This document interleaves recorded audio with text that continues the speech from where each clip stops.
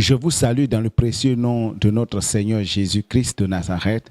Nous sommes là encore ce matin pour nous édifier et nous avons commencé un grand thème qui s'intitule « Les trois ennemis de ton salut ».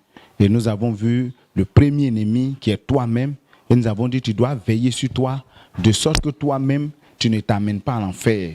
Tes choix, tes manières d'être, tu ne dois pas garder rancune. Tu dois libérer ton cœur. Tu dois te comporter de sorte que tu ne sois pas un piège pour toi-même. Voilà, tu sais ce qui ne t'arrange pas. Tu sais ce qu'il te met dans le péché. Tu sais ce qu'il peut te mettre dans un péché quelconque. Sors de ces choses et veille sur ta vie pour que tu sois sauvé. Et quand tu as fini de toi-même veiller sur ta vie et que tout va bien, il y a un deuxième ennemi que tu dois affronter. Et ce deuxième ennemi, c'est la foule, c'est les autres. Et nous avons vu cela dans l'histoire de Zachée. La Bible dit que Zachée ne pouvait pas voir Jésus parce qu'il était de petite taille. Et que la foule l'empêchait. La foule l'empêchait parce qu'il était de petite taille. La foule était un problème pour lui. Donc la foule, c'est les autres. Le diable va vouloir passer par le canal des autres pour que tu ailles à l'enfer. Ta foi va refroidir. Pas parce que toi-même tu l'as voulu, mais parce que quelqu'un a posé une action qui a touché ta foi, qui t'a blessé et qui a fait que ta foi a véritablement pris un coup.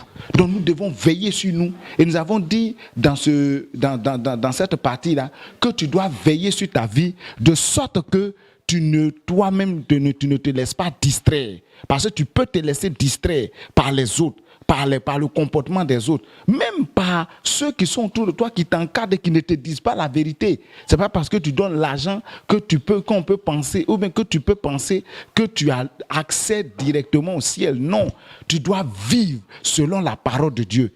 Tu ne dois pas copier les autres. Ce n'est pas parce que l'autre il est impudique que toi tu serais impudique. Ce n'est pas parce qu'il est impudique qu'il fait des miracles que toi aussi tu serais impudique et puis tu penses que tu as fait des miracles et puis Dieu est avec toi.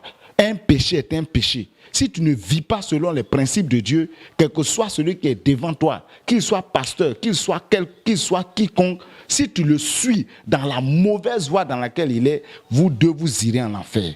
Tu dois veiller sur vous. Que Dieu vous bénisse. Donc nous allons continuer et finir ce thème-là ce matin. Donc le troisième point que nous allons voir, c'est le lieu. Donc nous avons dit le premier point, c'était toi-même. Le deuxième, c'est la foule. Et le troisième, c'est le lieu. Le lieu revêt deux aspects.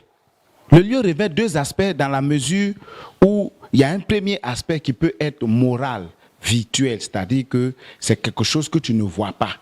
Et le lieu peut être encore quelque chose de physique.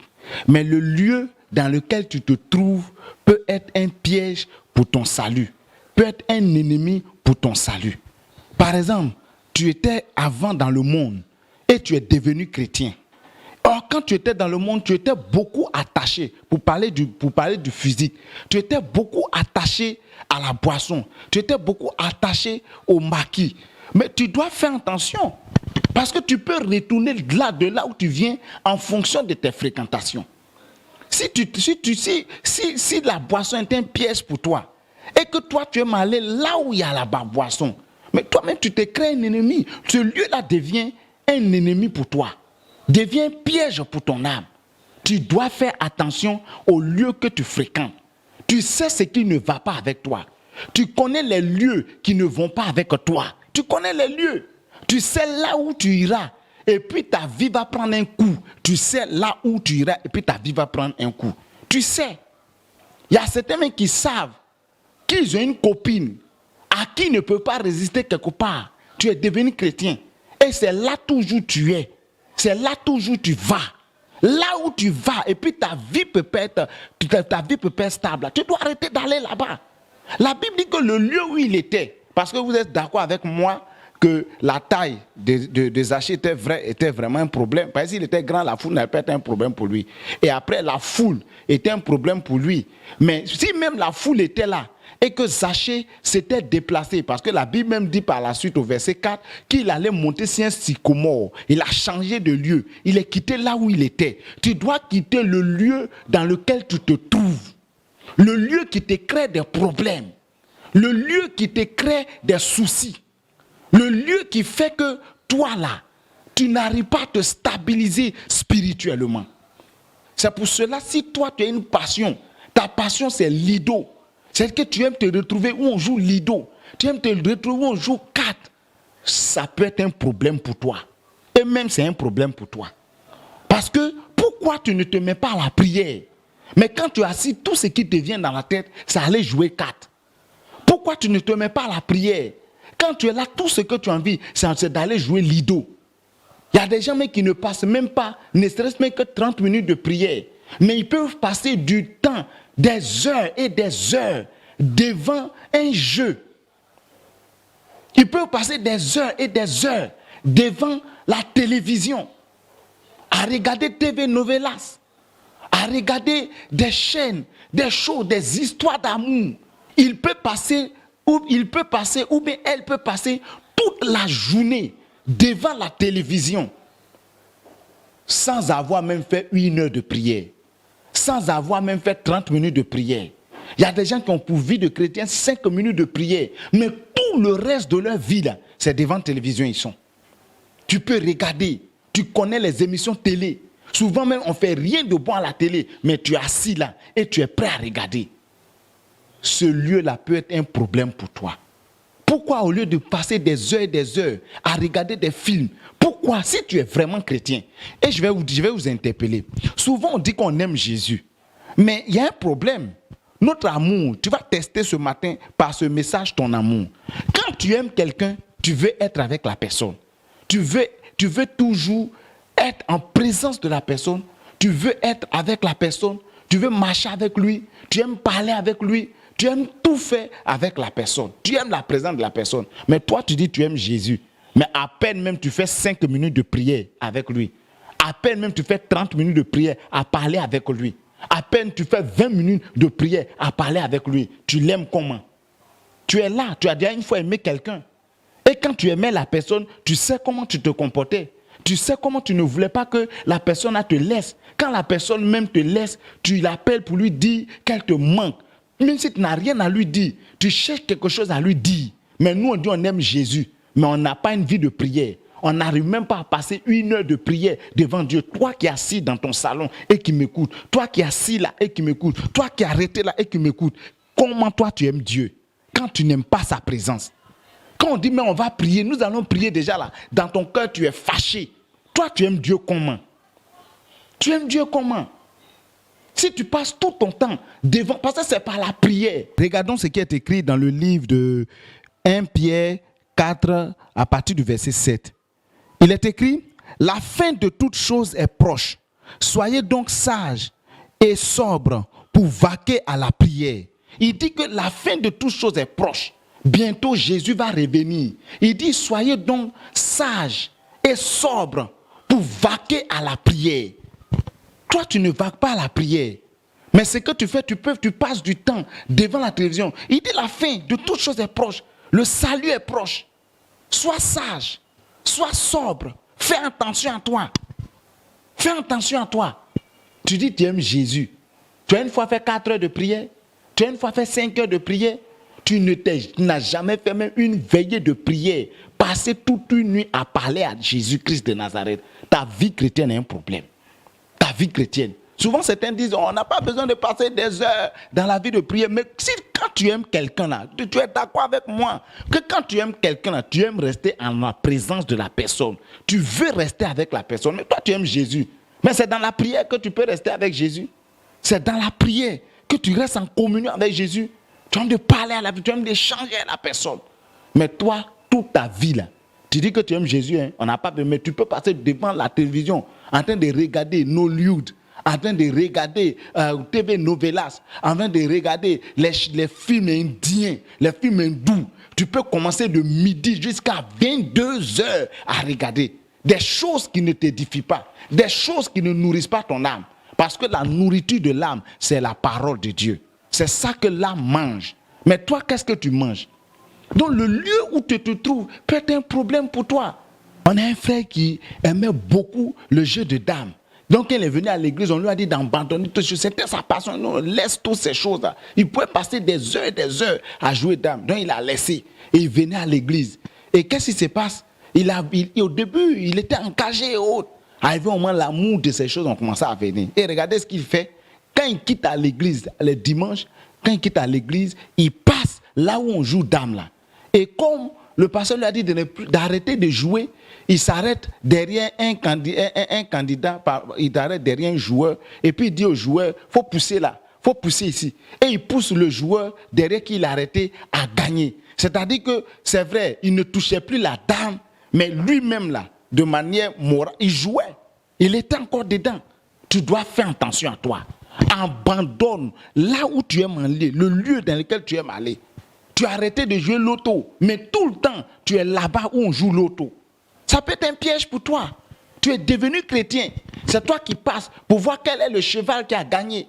Quel est le numéro qui a gagné aujourd'hui au loto. Or, depuis que tu es devenu chrétien, tu as abandonné toutes ces choses. Mais le lieu là peut être un piège pour toi. Tu risques de retourner dans ce lieu. Tu dois veiller sur ta vie. Ta passion doit être Jésus. Le lieu où Zachée était un problème pour lui. La Bible dit qu'il a dû se déplacer, changer de lieu. Changer de lieu.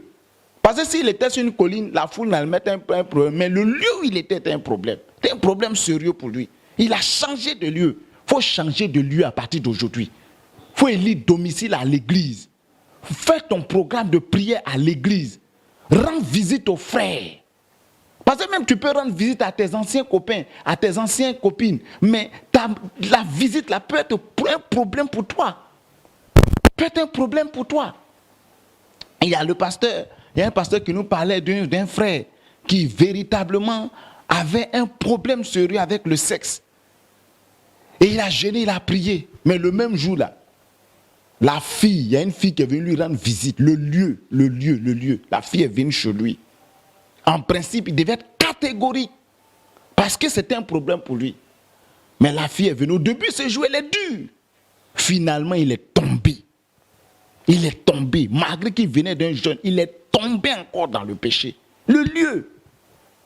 Faut pas te dire que tu es tellement fort que tu peux aller évangéliser ton ancienne copine. Faut laisser ça. Le lieu. Va dans les lieux qui t'édifient. Va dans les lieux où on évangélise. Va dans les lieux où on prêche. Même sur le net. Il faut regarder les vidéos. Parce que c'est vrai, quand on regarde sur le net, j'ai dit tout à l'heure qu'il y a un aspect moral. Il y a l'aspect physique et l'aspect moral. Tu vas sur le net, mais tu es tout le temps sur des sites qui n'ont rien à voir avec Jésus. Des sites pornographiques, des sites choses. C'est vrai, ce n'est pas un lieu physique, mais dans ton esprit, là, tu aimes aller là-bas. C'est dans ces genres d'endroits-là, tu aimes rester. Tu n'étais pas déplacé, mais c'est là-bas que tu es parti. Et en esprit, tu es parti là-bas. Tu es dans des salles de pornographie. Par étant chez toi, le lieu peut être un problème pour toi. Si une vidéo est un problème, ne regarde pas cette vidéo. Abandonne, quitte là-bas. Une page est un problème pour toi. Le lieu, sors de cette page internet. Un site est un problème pour toi. Sors de là. Il y a une sœur qui me disait, qu'elle était vierge. C'est vrai, tout le monde, elle était vierge. Elle se sanctifiait. Mais son problème, c'était qu'elle aimait beaucoup regarder les films pornographiques sur le net. Vous voyez, le lieu où son esprit partait, c'est qu'elle aimait regarder. Parce que le lieu peut être ça. Ça peut être quelque chose de virtuel. Mais là où ta pensée aime aller, là où ton corps aime aller, il faut faire attention à ta vie. Souvent, nous faisons les choses en fonction des gens. Et je reviens rapidement au deuxième point. Tu sais qu'il y a quelqu'un, lui, il résiste. C'est que lui, quand il peut passer, il peut aller dans un maquis, il n'y a pas de problème. Lui, il peut être avec les filles, il n'y a pas de problème. Mais toi, là, tu sais que toi, ça te crée des problèmes. Mais pourquoi tu aimes aller là-bas? Pourquoi tu n'es pas honnête avec toi-même? Parce que c'est de ça qu'il s'agit. Des hommes, les chrétiens, les hommes en général et les chrétiens en particulier ne sont pas honnêtes envers eux-mêmes. Tu n'es pas honnête avec toi-même. Il faut être honnête. Tu sais que si tu vas quelque part, qu'il y a la liqueur, tu ne vas pas t'empêcher de prendre. Mais pourquoi tu vas là-bas? Il y a mes élèves qui m'ont invité à une fête et je suis parti à cette fête. Et on est parti, et quand la fête a commencé, voilà, c'était vraiment les élèves que j'ai eu encadrés. Et la fête a commencé. Quand j'ai vu la tournure que la fête était en train de prendre, j'ai pris mes clics, mes claques. Je suis sorti, j'ai pris mon véhicule et je suis parti. Ils m'ont appelé pour me demander, mais vous êtes où? Je leur ai dit que je suis en route. Je m'en vais. Je suis parti. Parce que je sais que si je restais là, je ne savais pas ce qui allait arriver. Tu dois te connaître. Tu dois être honnête avec toi. Là où tu aimes aller, change de lieu, change de position. Il y a un frère. Le lieu peut être un frère avec qui tu marches. Mais il ne t'arrange pas. Là où il va, là, ça ne t'arrange pas. Sors de là. Quitte là. Déplace-toi. Quitte là où tu es. Et tu vas voir que ta vie sera meilleure. Parce que le lieu que tu fréquentes peut être un ennemi pour toi. Peut t'empêcher d'être sauvé. Si tu ne veilles sur ta vie. Si tu ne fais attention, le lieu dans lequel tu t'en vas, le lieu où tu aimes fréquenter, peut être un piège pour toi. J'ai fait la délivrance d'une sœur en Christ qui était possédée d'un esprit, d'un démon qui portait le nom d'un film. Et le démon dit que la sœur aimait tellement le film qu'un jour, quand elle regardait le film, ils sont rentrés par ses yeux. Et c'est comme ça qu'ils l'ont possédée. Elle aimait tellement le film qu'elle ne pouvait plus se détacher. Elle ne ratait aucun épisode. Certainement, c'est ton cas. Tu dois te déplacer. Arrête. Commence à entretenir une communion réelle avec Jésus. Si tu aimes vraiment Jésus. Je ne te parle demain si tu vas à l'église. Parce qu'il y a des gens qui vont à l'église, mais qui ne connaissent pas Jésus, Christ de Nazareth. Je veux que tu apprennes à connaître Jésus. Si le Saint-Esprit en toi, tu dois aimer la prière, tu dois aimer Jésus, tu dois aimer tout ce qui est attaché au Seigneur Jésus. Et si toi, tu m'avais écouté et que tu avais écouté les 3 messages et que tu ne connaissais pas Jésus, je voudrais véritablement t'appeler à accepter Jésus-Christ de Nazareth qui est mort à la croix pour toi pour que tu aies la vie. Il est venu te donner la vie et tu vas voir que quand tu vas connaître ce Jésus, tu vas vivre une expérience merveilleuse. Que Dieu vous bénisse, que la grâce de Dieu soit sur vous et que la puissance de Dieu vous restaure. Ouvre vos yeux et que tous les liens qui étaient dans vos vies, tout ce qui était maladie, tout ce que les démons avaient créé par les portes que vous avez ouvertes, que tous ces liens-là soient brisés au nom de Jésus.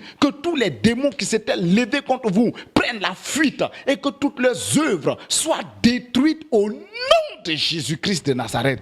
Que Dieu vous bénisse et que Dieu véritablement vous restaure et vous restitue tout ce que vous avez perdu spirituellement au nom de Jésus. Amen. N'oubliez pas de nous envoyer vos préoccupations par WhatsApp et de nous soutenir spirituellement dans la prière et financièrement aussi, afin que nous puissions faire face à tous les frères, à toutes les situations financières qui peuvent être un défi pour nous. Que Dieu vous bénisse abondamment.